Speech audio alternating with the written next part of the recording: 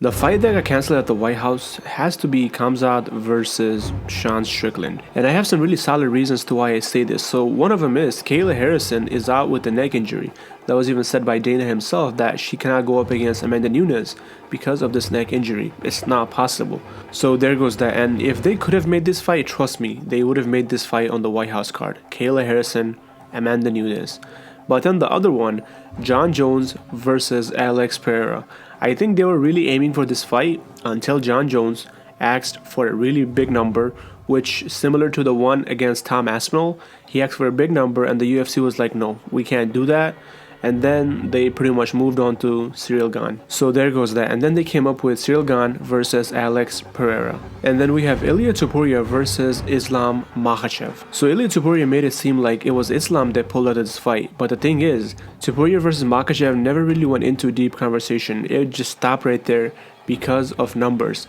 And that was said by Topuria, and that was said by Topuria's manager himself. The UFC asked Topuria who he wanted between Justin Gaethje and Islam Makhachev, and obviously he chose Islam Makhachev because that's the biggest fight. Obviously we know that, and the biggest fight is the bigger money. But then when it came to numbers, in other words money, this fight collapsed because the UFC did not want to give Topuria what he was asking for. And that's when Justin Gaethje stepped in. And that's when we got Topuria versus Justin Gaethje. The UFC/Dana basically said Topuria wasn't even on this card until recently. Neither was Justin Gaethje.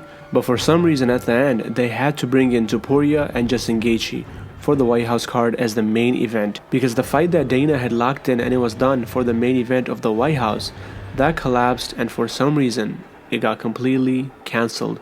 And that's when the UFC was panicking and they had to go with alternate route. That was Ilia Topuria versus Justin Gaethje, and that's when they brought them in. And with that, the cancelled fight has to be Khamzat versus Sean Strickland. And I think it was the White House that made this call. They didn't want this fight, so they had Dana cancel it. And Khamzat is Muslim, but I don't think he was the issue here. Khamzat was not the problem. The problem was Sean Strickland. Strickland made his voice heard. From the beginning, he didn't want to be on this card. And after he won his last fight against Fluffy Anthony Hernandez, at the post-fight press conference of that fight, he said some things on the mic. And at the end, they even cut off his mic. But I feel like somehow the UFC was able to make this fight against Khamzat versus Sean Strickland. Maybe the UFC spoke to Sean and told him to tone it down a little bit. And that's how the fight between Khamzat and Strickland was made. But when it came time to announce this fight, that's when things collapsed. Maybe the White House made the call to Dana and said, yeah, we can't have Strickland on this card. We gotta scrap it. Give us something else. At the end, that's how Topuria versus Justin Gaethje was made. And what makes me say this even more is, all this time, Strickland and Khamzat were training. And get this right here, the UFC Freedom 250, the White House card, is on June 14th.